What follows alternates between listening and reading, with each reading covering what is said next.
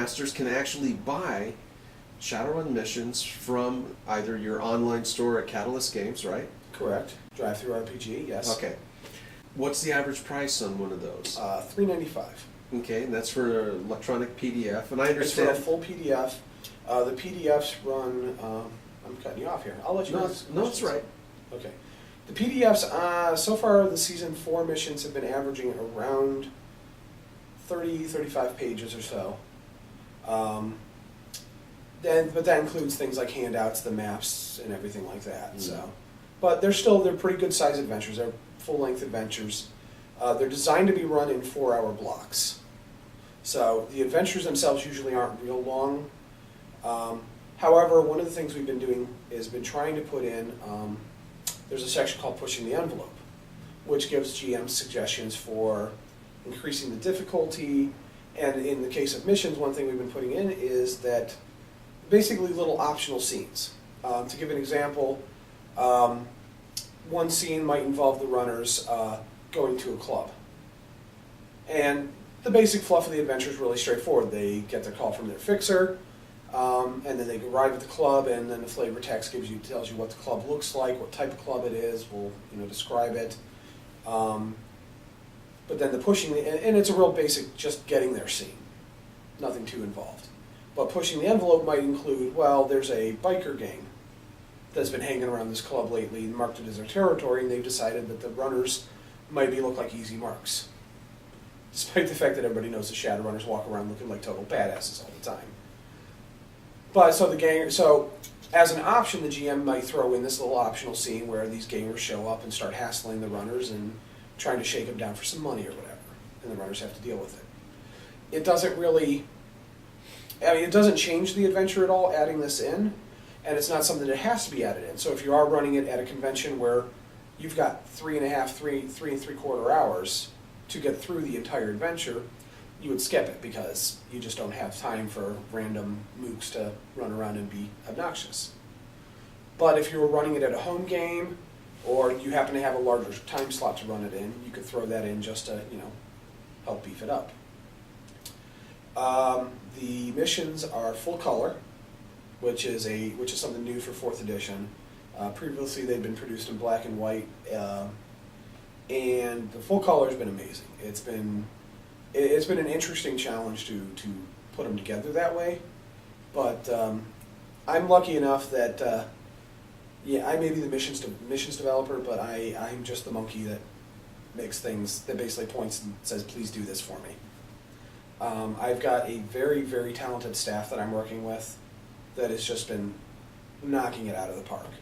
So every bit of credit for how awesome Missions looks, if you check it out and think they look awesome, goes entirely to those guys. And those guys include Matt Hart, who is our layout and graphics guy. And he, like I said, he just does an amazing job. He put together a beautiful looking product. Brent Evans, who is our art director. And then we have 2 main artists who we've been working with. Ian King, who is a newer artist we've been working with, who has been doing our covers. And he just does some very cool art. He's got an interesting style, but it's just been some neat stuff. He had one cover for the second mission we did, 3rd mission, which was 0402, called Extraction, which showcases this dwarf sniper sitting with a sniper rifle perched on the top of a gargoyle skull and the top of a skyscraper. Rain coming down, he's wearing like a camouflage cloak, and because it's raining, he's got little sparks coming off of it where the rain's interfering with the circuitry, and he's got the skies like this nice, it must be like sundown or something, because the sky's kind of streaked red and yellow, and just the color composition and the overall design is just very cool looking. So I'm really glad to have him. He's been just hitting them out of the park for us. And then the other artist is somebody who's done he's been doing a lot of work for the main line, and he does a lot of work for Pegasus, who does the German Shadowrun books. But fortunately, he absolutely loves Shadowrun. He works pretty fast, and he's willing to work at the rates that we can afford to pay, and that's Andreas Schroth, who's been doing all our interiors. And again, he He did do one cover, and that was the cover for Back in Business 0400, which actually showcases the return of an old favorite of mine and a lot of Shadowrun players. Harlequin? No. Harlequin is not an old favorite of mine. Someday, Oh, I'm sorry. someday Bull is going to have a reckoning with that little damn elf. Someday. No, Mercurial, the singer from the module Mercurial.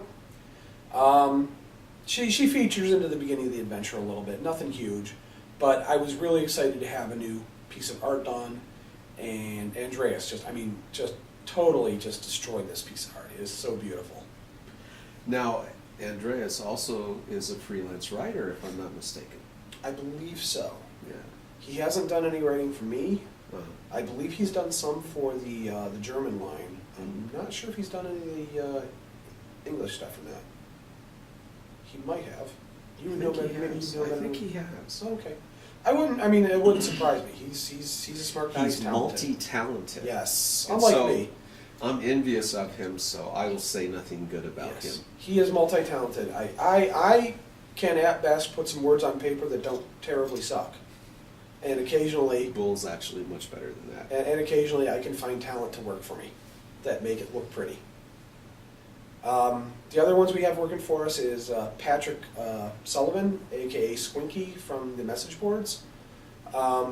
Squinky actually did the art for season 2 and some of the art for season 3, and really liked his art style. But our art director wanted to bring in somebody different for season 4. But we were able to bring Squinky in to do maps, and he's been doing some really awesome maps, and they came up with some interesting ways to do overlays on the maps that it looks kind of like AR, little pop-ups and Yeah. arrows pointing to things, and it's been really fantastic and really nice looking maps.